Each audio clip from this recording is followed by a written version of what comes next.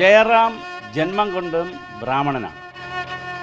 ജയറാം അങ്ങനെയുള്ള ഒരാളല്ല. കേരളത്തിലെ SIT നിൽക്കുന്ന പ്രശ്നമില്ല. തീർച്ചയായിട്ടും ജയറാമിന് കുരുക്കം മുറുകിയ, കാരണം ഇതിനകത്ത് സ്വർണം ജയറാം വാങ്ങിച്ചിരിക്കും. അങ്ങനെയാണെങ്കിൽ ഒറിജിനൽ കൈമറിഞ്ഞിട്ടുണ്ട്.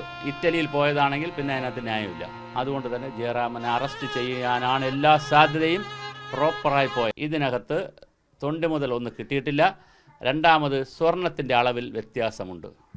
ഡ്യൂപ്ലിക്കേറ്റ് ആണെന്ന് പറയുന്നു. അങ്ങനെയാണെങ്കിൽ ഒറിജിനൽ കൈമറിഞ്ഞിട്ടുണ്ട്. അതൊരു സിംഗിൾ കൈമറിഞ്ഞ് ഇറ്റലിയിൽ പോയതാണെങ്കിൽ പിന്നെ അതിനകത്ത് ന്യായമില്ല.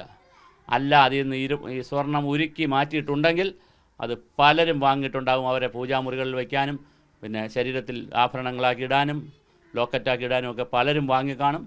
അക്കൂട്ടത്തിൽ ജയറാമും വാങ്ങിക്കാണാനുള്ള എല്ലാ സാധ്യതയുമാണ് കാണുന്നത്. അങ്ങനെയാണെങ്കിൽ തൊണ്ടി മുതൽ വാങ്ങി എന്നുള്ളത് കൊണ്ടും ശബരിമല അയ്യപ്പൻ സാധാരണ ഒരു ജുവലറിക്കാരൻ വാങ്ങിയാൽ ചിലപ്പോൾ അതിന് പിടിക്കുന്നതിന് ലിമിറ്റുണ്ട്. പക്ഷേ ഇത് ശബരിമലയിലേതായതുകൊണ്ട്, ഒരു ബ്രാഹ്മണനായി ജനിച്ച ആളായതുകൊണ്ട്, പൂജാതി കർമ്മങ്ങൾ അറിയാമെന്നുള്ള ആളായതുകൊണ്ട്, അനുജ്ഞയും മറ്റെല്ലാം അറിയാമെന്നുള്ള ആളല്ലേ, അറിയാമെന്നുള്ള ആളായതുകൊണ്ട് ഇതെങ്ങനെ നിങ്ങൾ എടുത്തുകൊണ്ട് വന്നു എന്ന് ചോദിക്കാനും ഇതിൽ കള്ളത്തരമുണ്ടെങ്കിൽ അത് കണ്ടുപിടിക്കാൻ പറയാനുമൊക്കെ ജയറാമിനൊരു ഉത്തരവാദിത്വമുണ്ട്. അതുകൊണ്ട് തന്നെ ജയറാമിനെ അറസ്റ്റ് ചെയ്യാനാണ് എല്ലാ സാധ്യതയും, പ്രോപ്പറായി പോയാൽ.